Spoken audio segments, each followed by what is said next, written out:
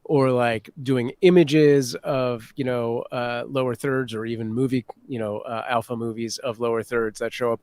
There's also a plugin that is, it's like lower third panel or something like that, that creates on the fly very dynamic lower thirds, and you can switch between a bunch of them, and they have like a graphic and a title and a subtitle and a background, and they're real slick and they have animation to them. But yeah, it doesn't have to get more complex than I have used a text source. This is the text of the thing you should do.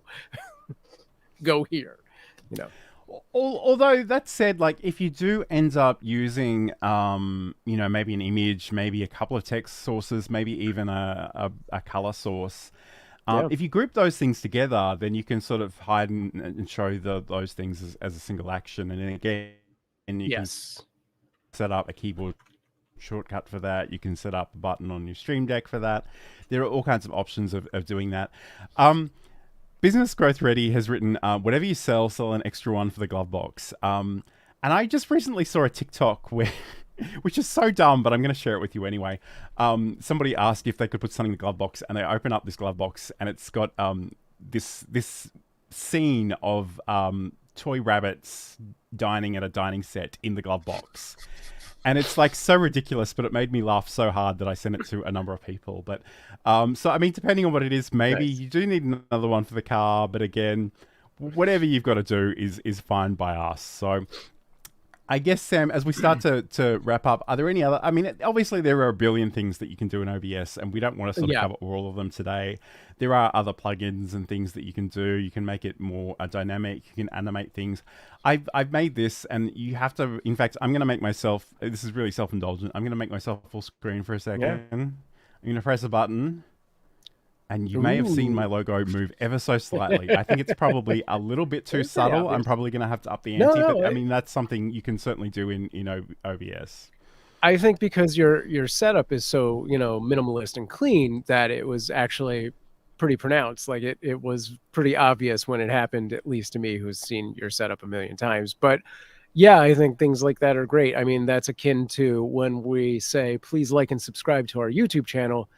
Some sort of animation happens there that has definitively been, analyzed to be effective. So I think, that's a great little trick. Absolutely. And whether you're on YouTube to see that animation or not, please like and subscribe wherever you happen to be watching this. But Sam, where can people learn more about you and watch your content and do all that good stuff? Yeah, you can head over to samproof.tv and find all of my socials at the top left. Or if you're looking for some help with your YouTube channel or a live stream, there should be a link up there somewhere. I don't think it's on the main page. I have to update that. And if we didn't talk about cats nearly enough today, which we didn't, head over to cuteavalanche.com and you can find our 24/7 kitten cam and see all the cuteness that entails. I literally told someone like 20 minutes before we went live, feel free to hang out with us. I don't know that this software is really for you, but if you want to talk about cats, that's always an option. So, but if you want to catch up with anything I'm doing, you can head over to johnlacey.com. I've got the podcast. I've got a whole bunch of articles. And if you go to the bottom of any of those pages, you've got the social links. So if you want to hang out with me, I guess I'm particularly active on YouTube and LinkedIn. So if you want to hang out in those places, that would be really, really awesome. If you do have particular things you'd like us to cover in future shows, please leave us a comment because we'd love to hear from you about that specifically. So let us know. Have a great week and a great weekend. And we will talk to you again next week.